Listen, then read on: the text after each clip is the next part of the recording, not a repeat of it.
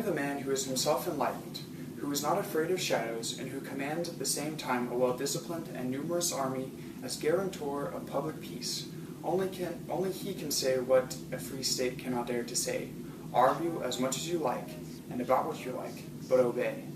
Thus we observe here, as elsewhere in human affairs, in which almost everything is paradoxical, a surprising and unexpected course of events.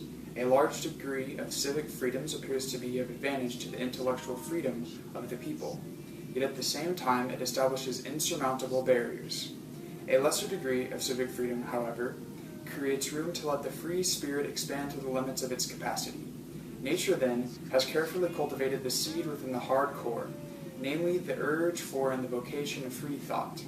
And this free thought gradually reacts back on the modes of thought of the people, and men become more and more capable of acting in freedom. At last, free thought acts even on the fundamentals of government, and the state finds it agreeable to treat man, who is now more than a machine, in accord with his dignity.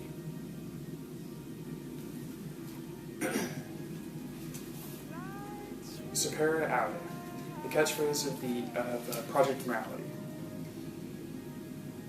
Where did this come from? It's been brought to my attention that in 1784, the year prior to when the groundwork for the metaphysics of morals was written, Kant wrote a short essay titled "What is Enlightenment?" In this essay, Kant uses the phrase "supera aude" and discusses where the phrase came from and why this phrase was so important, or is so important. What is more important is that what comes to light in this essay is how influential the Enlightenment was on Kant, how much it shaped his thinking. In this essay, he begins with nonages. And nonages, N-O-N-A-G-E-S, are the inability to use one's own understanding without guidance of some sort from an outside source. This nonage can also be self-imposed if its cause lies not in lack of understanding, but in indecision and a lack of courage to use one's own mind without another's guidance. So, laziness. Or cowardice. So therefore, dare to know, or our catchphrase of Project Morality, supera aude, also the catchphrase of the Enlightenment, in Kant's mind, in Kant's thinking, translates to have the courage to use your own understanding. And that is therefore his motto of the Enlightenment. Now, in this essay, he goes through several different details about these nonages, and then furthermore what the Enlightenment meant. And to fully explain this essay, I'm going to go through and read out the pieces that stick out most strongly in regards to this project and the Enlightenment, and what really captures the essence of the Enlightenment from this essay. So we'll begin. It is very difficult for the individual to work himself out of the nonage which has become almost second nature to him. He has even grown to like it. That is why there are only a few men who walk firmly and who have emerged from nonage by cultivation of their own minds. For the public to enlighten itself, indeed, it is only given freedom. If it is only given freedom, enlightenment is almost inevitable. The Enlightenment requires nothing but freedom, and the most innocent of all that may be called freedom to make public use of one's reason in all matters. Now I hear the cry from all sides. Do not argue, the officer says. Do not argue. That's the argument from all sides. The officer says, do not argue, drill. The tax collector, do not argue, pay. The pastor, do not argue, believe. Only one ruler in the world says, argue as much as you please,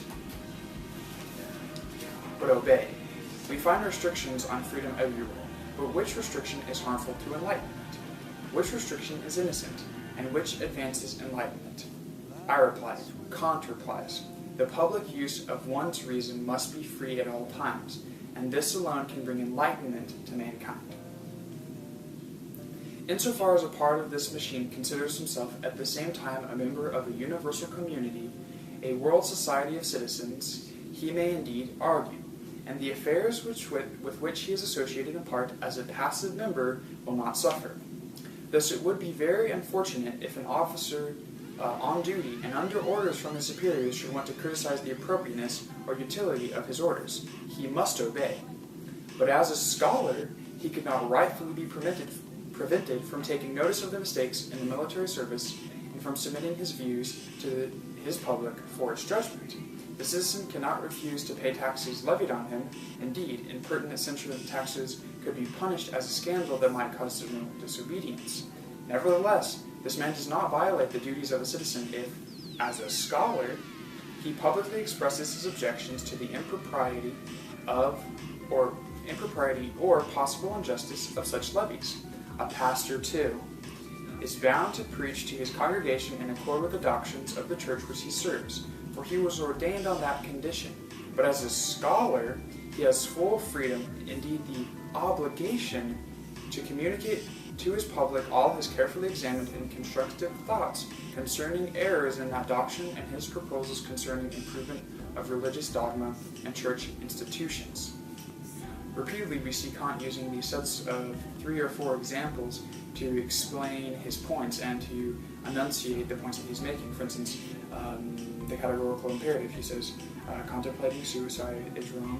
He says, not donating to charity is wrong. Making a false promise to secure a loan is wrong. And not using a special talent that you have.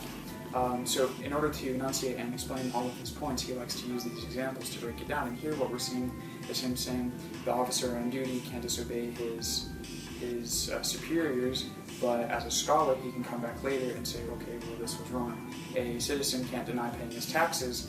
That will cause general disobedience, but he can come back later as a scholar and say, okay, this is wrong. And a pastor too can figure out the improprieties of his perhaps religious beliefs, but not as a pastor, as a scholar. And I think not to say this is some kind of disobedience or some kind of rebellion, but the Enlightenment was in fact a time where people were free thinkers, and people should have been free thinkers. That was very pushed upon people, and everyone was expected to think for themselves, not just to be a mindless drone full with all sorts of knowledges. But so to continue on.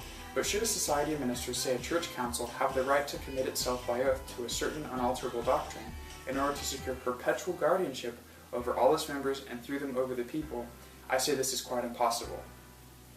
Such a contract, concluding to keep all further enlightenment from humanity, is simply null and void, even if it should be confirmed by a sovereign power, by parliaments and most solemn treaties. But to agree to a perpetual religious constitution which is not publicly questioned by anyone would be, as it were, to annihilate a period of time in the progress of man's improvement. This must be absolutely forbidden. Kant repeatedly goes back to religious errors and how we cannot openly accept any religious beliefs just thrown at us. We have to really consider the implications of believing these things, which goes back to categorical imperative. In some ways, believing a certain religious beliefs about a religion can affect our lives much more than just what is levied in the hypothetical imperative. It's very important to our categorical imperative. It can affect our lives and the lives of others. And he concludes with, when we ask, are we now living in an enlightened age? The answer is no, but we live in an age of enlightenment. As matters now stand, it is still far from true that men are already capable of using their own reason in religious matters confidently and correctly without external guidance. Still, we have some obvious indications that the field of working toward the goal of religious truth is now opened. What is more, the hindrances against general enlightenment or the emergence from self-imposed knowledge are gradually diminishing. Are we living in an enlightened age? No, but we live in an age of enlightenment. The difference is crucial. An enlightened age would be a